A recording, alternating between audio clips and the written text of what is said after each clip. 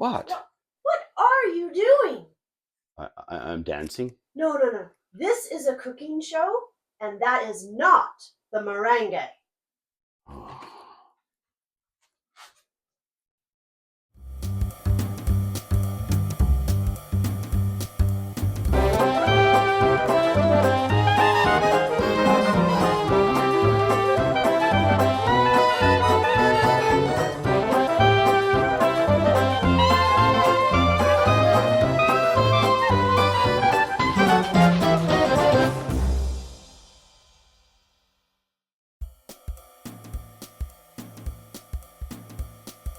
For today's recipe of meringue cookies, we're going to need 2 large eggs, 1/8 teaspoon of salt, 1/8 teaspoon of cream of tartar.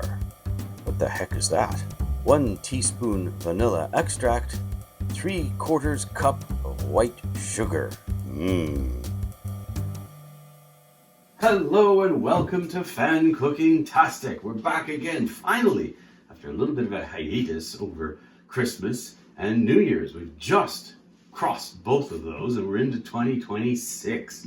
Holy smokes, where's the time gone? But like my new shirt and like my new apron, vert de ferk indeed. Here, we'll just back up so you can see that. Vert de ferk indeed. And what was I thinking there at the start of the show? I'm now in big trouble with the director. Yeah. A lot to make up for, I'm thinking. However, we're just after Christmas, New Year's, and there's one dessert that I've always wanted to try to make. It comes from my childhood. I've never made it my entire life by myself. Something that my grandmother made, and I have fond memories of it being a small child, wanting to steal this little dessert from whatever platter it was served on, because it's so good. It's a crunchy, but then it melts in your mouth, kind of sweet. And it's a meringue cookie, not a merengue cookie, as I was trying to demonstrate my poor dancing skills at the beginning of the show. So to get started, we're going to start up the oven. And we're going to start it up at only 300 degrees. 300 degrees, nothing too hot. Oh, yes, of course, as always. Take out the pans of the oven, because I'm notorious for burning them, or at least trying to cook them while I preheat the oven. So, I'll just toss that there, and we'll put her at 300, and start. There we go. So while that's cooking, what we're going to do is a plethora of things. We have eggs, we have sugar, we have this funny thing called cream of tartar, sugar, and pretty much it, and a few other gadgets that we're going to introduce. And so to begin with, what we do is we have to separate the eggs. We don't use the egg yolk. What we're going to do is we're going to separate these and use the egg white into our big fancy bowl. Now, many people have many amazing techniques by which to do this, and I saw it once on a fellow cooking aficionado show. The puking chicken is the best way to separate these eggs, or so I'm told. And so what is the puking chicken? Well, the puking chicken is simply a little ceramic jar that somehow, when you put the egg in, it pukes out the egg white and keeps the egg yolk inside. We're going to see if it really works. So, first of all, ring in the new year with handy dandy grain bin. Happy New Year. And what we're going to do is we're going to need that open because we're going to deal with eggshells. Now, we have to crack it into the puking chicken. So first, here's our puking chicken. Now, this isn't always easy. So the whole egg goes inside, and you toss, of course, the shell in the egg bin. So the whole egg's inside there. I think we can see that. But here's where the real trick comes in. You simply pour, and the chicken grossly, he's sort of puking it out. It takes a while. I think you have to swirl it around like a fine wine inside. And eventually, that yolk, now that looks really disgusting. I hope this turns out better than this looks. with this puking chicken. This is a very large egg. There we go. I think it's done. I think, yeah, pretty much. Swirl around, get all the egg yolk. There's one egg yolk. And then you just discard the egg yolk into the bowl. Use that to make a funny omelet of sorts. So, let's do this again. We need 2 of them. And hopefully this time it will puke a lot better. So, for the side camera view now, here we go. Let's look at this disgusting mess. Maybe we're just going to speed this up because it's taking a long time.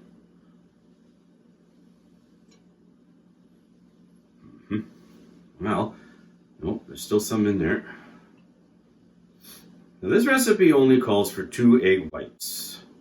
And then consequently you'll have 2 egg yolks for a whiteless omelet, I guess you could say. We're just going to set that aside. Made a bit of a snotty mess on the counter, as usual. So we're just going to clean that up really quick. There we go, into the green bin. Ha-ha! So we have our egg whites separated. Lovely egg whites. Now, what do? It's quite easy. We're going to add in some salt and then this funny thing called cream of tartar. Now, cream of tartar, what the heck is that? It's not tartar sauce. No. Cream of tartar is a small little powder, a white powder. Here, let's have a look inside. Just a white powder. Kind of looks like baking powder. It is actually one of the elements that goes into baking powder. But this has many uses, one of which is to fluff up the eggs. Now, this stuff's been around a long time. Not this container, of course, but cream of tartar itself. It comes from a funny thing called potassium bitartrate. Potassium bitartrate. Some powdered acid. And anyway, among a whole plethora of things, one of which it does is it keeps eggs and eggs whites fluffy. So we're going to add some of this into our egg thing. Now, it's been around, as I say, a long time. About 7,000 years ago, it was traced back to an Iranian village. It was its first traced back use. Who knows before that? Maybe they were using it to do all kinds of things, but we won't ever know. But the French started using it in their cooking in around the late 1700s, 1780s, 1760s, thereabouts.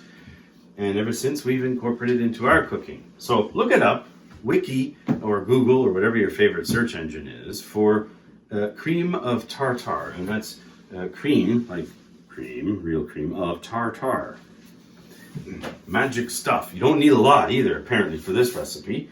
So what do we do now? We add in the salt. So we've got a 1/8 teaspoon of salt. In it goes. Whoosh. And 1/8 teaspoon of this cream of tartar. You can see it's kind of like fine powder. So in it goes. And what else? Oh, vanilla. Yeah, the secret ingredient. And this, as we use the pure vanilla extract. You can get a distilled sort of variant, flavored variant, but try to go for the real stuff if you can. Now, this calls for, what does this call for? I have to go to my cheat sheets, of course, because, without them, I'd be lost. I'm an old guy. I can't remember all this stuff. 1 teaspoon. So here you go, 1 whole teaspoon of vanilla. I think this is what gives it the beautiful flavor that I remember as a kid. There we go. We add that in there. Okay, so that's it. The oven's screaming, hey, I'm ready, hurry up, guy. Okay, what else? So that's it. We're going to hold back on the sugar. And, one thing that's very nice to have with these kinds of desserts is your favorite liqueur. This case is a cream liqueur, a cream rye liqueur. This particular one's 40 Creek cream liqueur. Kind of adds to the sweetness or something like that. Cheers and Happy New Year. Okay, well then. So we hold back our egg yolks, we got our egg whites, we got our goodies in there. We got to get out a gadget. I think we've used this gadget before. This thing is noisy as anything. It kind of looks like a miniature vacuum cleaner, but it's not. We have to beat these eggs, and this is where a bit of magic takes place, because I don't know if If any of you have beaten egg whites before, what happens is really cool. If I can get this bloody thing in here, there we go. We're gonna beat these up until they get stiff and thick. They're gonna make these peaks, kind of like shaving cream. Good thing I already shaved today. So, always safety first, put the beaters in and then plug it in. Thankfully we haven't had to learn that exercise in this show. And don't press the eject button of the beaters before you turn it on. Make a heck of a mess. So, here we go. We're going to make lots of noise. We're going to whip these up until stiff peaks form. So it's going to be about 5 minutes, so there'll be lots of speeding up here. But here we go. Here we get started. So we're just beating it around, whipping it around. Woo-hoo!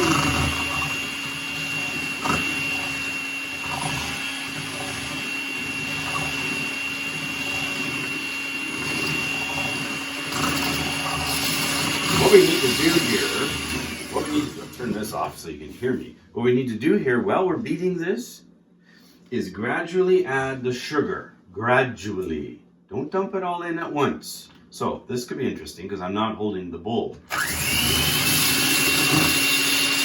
little bit of sugar. Beat that around. A little more. If you add it too much, I think what ends up happening is it just turns into a sugary mush. This is starting to get a little thicker, so we're going to keep adding some more sugar. I did say it was a very sweet dessert, right?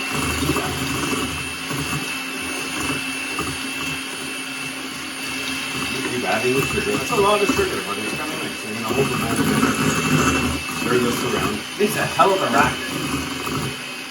You can't do this at night. You wake everyone up. Oh, there we go. Dump the rest of the sugar in. It's getting a lot thicker. So I may have to speed it up a bit. There we go.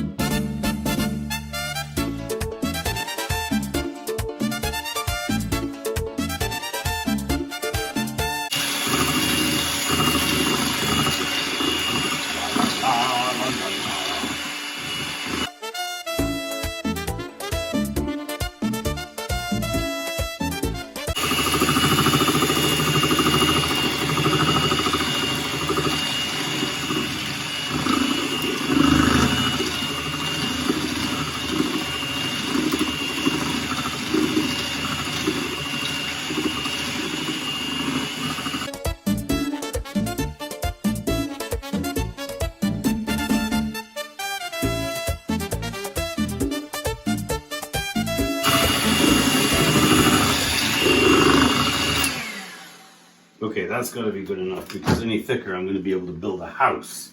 So, we also do what my grandma taught me, is you get every good little bit off of the beaters. And of course you try not to make the bowl fall all over the counter. Good thing it's thick.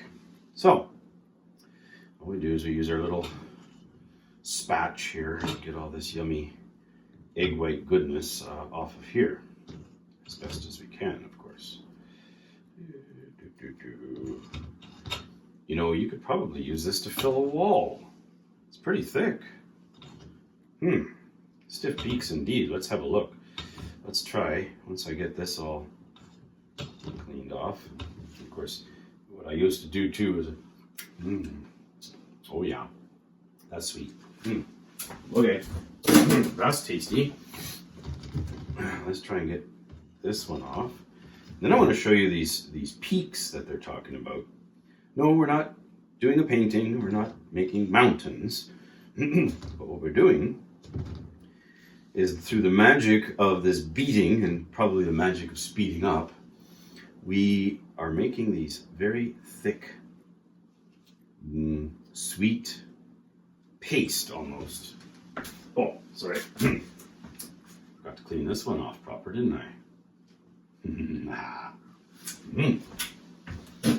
Okay.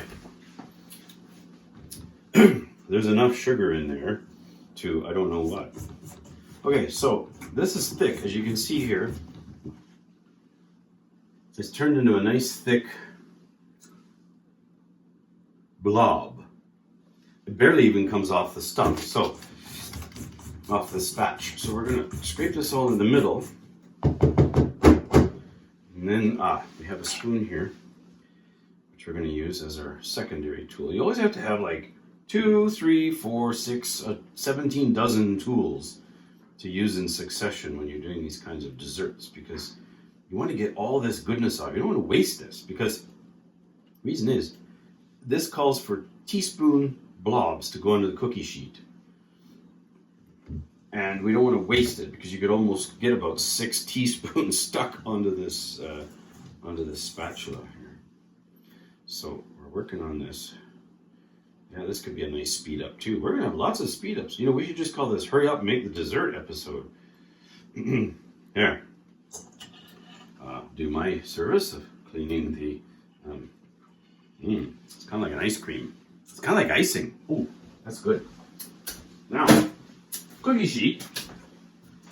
This recipe calls for making. This is a funny thing I couldn't figure out. Oh, that's warm. I didn't remember how many my grandmother actually made.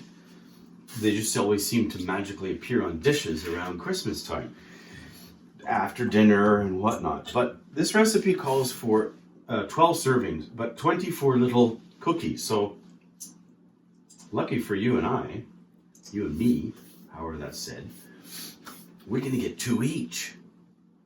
So all we do is it says you put heaping teaspoonfuls. So sort of like that, and you just go plop. Well, easier said than done. Just plop it on.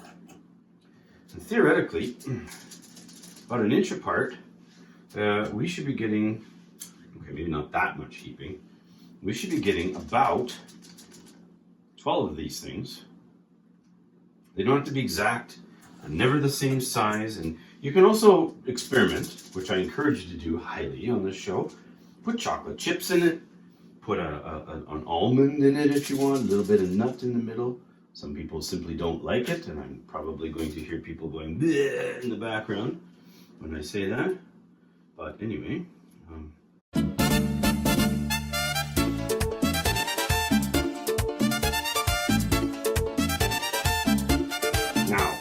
Now, here we are. 1, 2, 3, 4. We're getting 20 on here. We're not quite getting 24. It's probably because I'm making them too big. So, the other thing is, I got 20. Can I get 24 on a separate cooking sheet? Here comes the challenge, folks.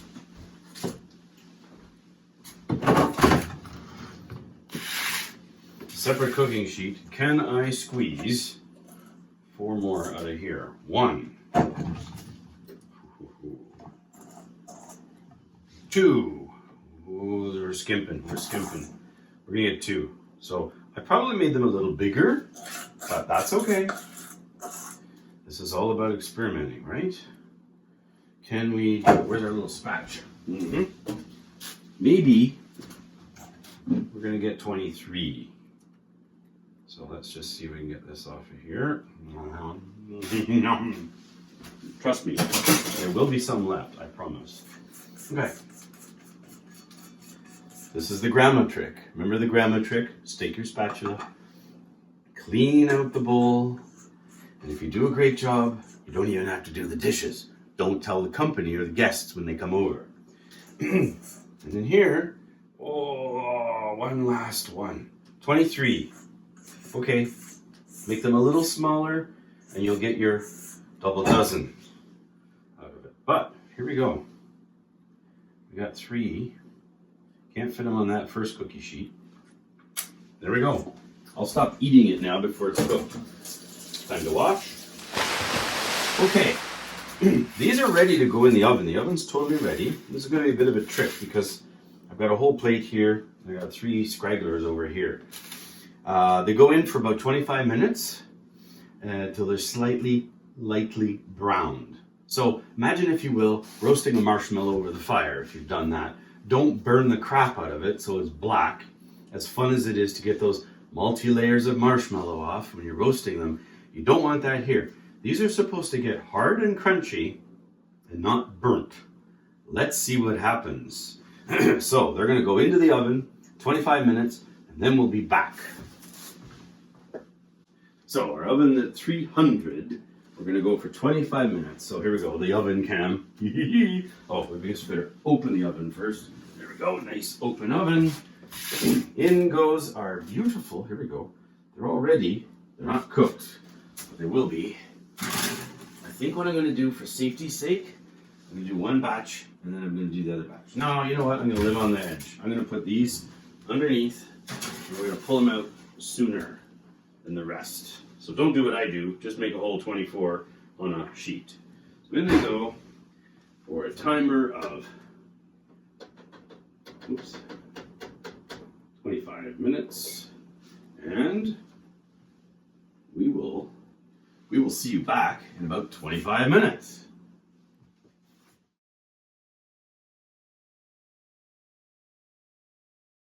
Well, the oven is almost ready. We got about 3 minutes to go, maybe a little bit less. It smells good in here. Kind of smells like marshmallows. It's really yummy. Like a good campfire marshmallow, really. Anyway, we're waiting for these to come out. I'm starting to salivate profusely and thinking I'm a small 5 or 6 year old child looking for my grandmother's kitchen to try and steal some of these things. But that's okay. It's my own kitchen, so I can steal them all I want. Now I have to be careful of the rest of my family stealing them on me. Funny how that happens. Anyways, we're done with our gadget. We're just waiting for this stuff to come out of the oven. And remember, you can put anything you like inside of it. This is just a plain basic one, sugar, vanilla, and whatnot. Go crazy. Heck, even put a little dash of this liqueur, if you want, in there. I bet you that would taste good, and it'd be really good for your kids. Anyway, we're down to the last minute. I heard the beep. We're getting our glove ready. Ha ha ha! The suspense. The suspense is killing me, as the oven glove says.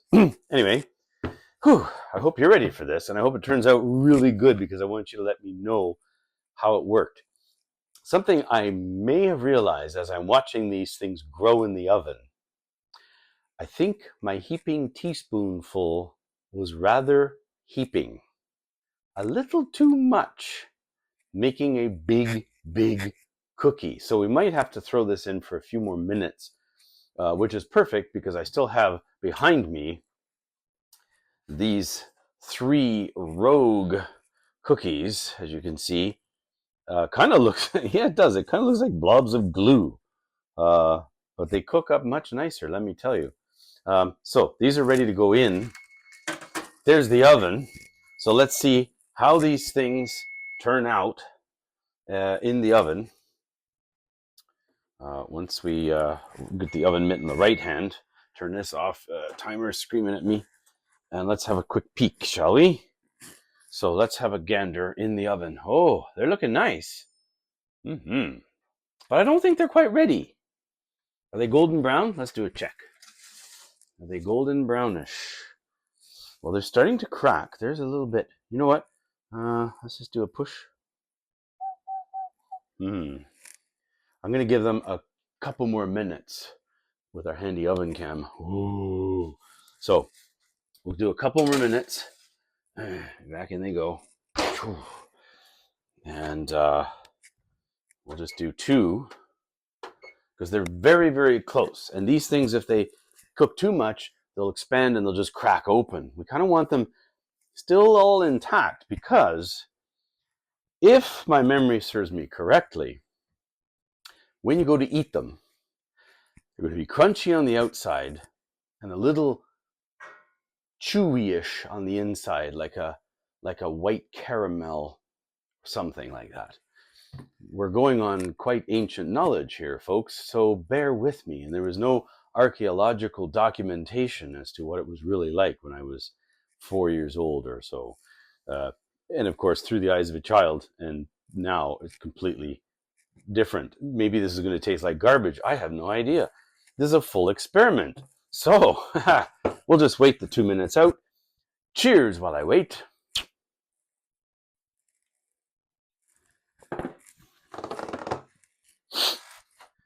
Okay, 30 seconds.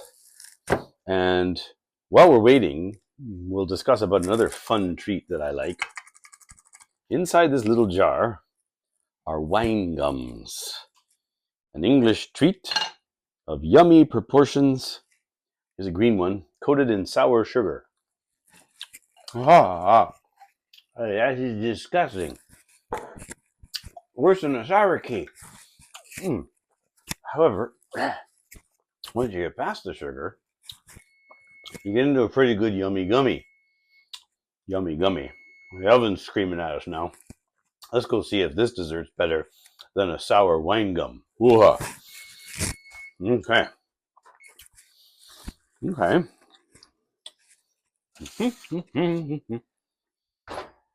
All right, they're starting to crack a little, so I'll take them out. As you can see, we're going to let them cool. Here, I'll zoom in up to the ceiling cam. These lovely little creatures. They have to cool. You can't eat them right away. They're nuclear. They're hot. They'll burn your tongue off and stick to the insides of your gut and probably burn it too. Terrible things, aren't they?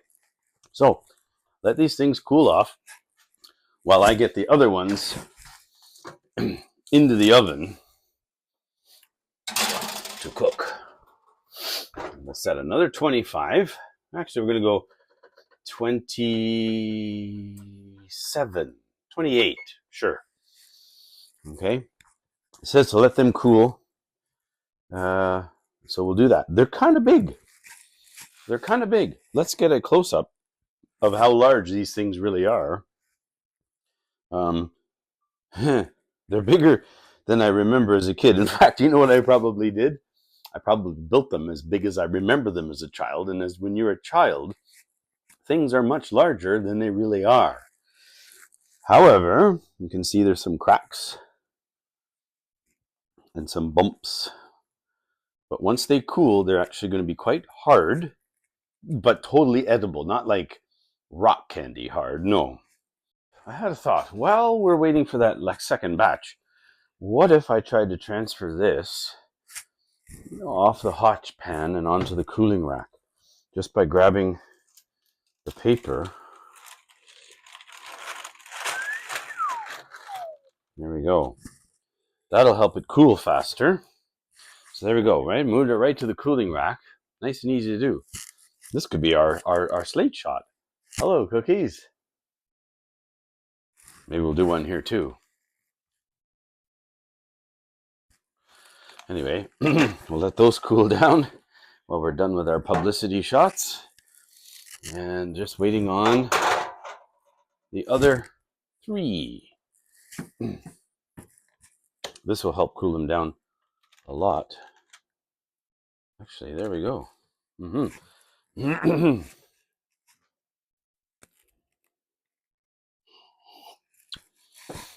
Okay, these have been cooling for a few minutes now. They cool very, very fast. Imagine, they're just a big poof ball of air egg white. And so I'm going to get ourselves a plate for now and put them on this plate because I'm sure there's going to be some folks in this household that are going to want to try some of this. These just lift right off, and as you can see, I'll show you up close. It's holding its own. It's very light, and it's got a nice bumpy-ish bottom, if you will. It's just like a poof. So we're going to put that there. They're super light. They just come off extremely light. They don't feel overcooked. I'm going to put these on the cooling rack. After all, that's what a cooling rack's for, right? There we go. Okay. Big, nice, poofy cookie things. Okay, I'm going to sample that one. See if it sends me back a whole pile of years to be a small child in my grandmother's kitchen.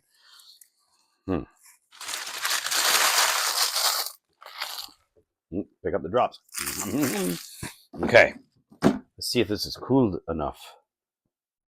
I think so. There you go. So it's poofy and fluffy.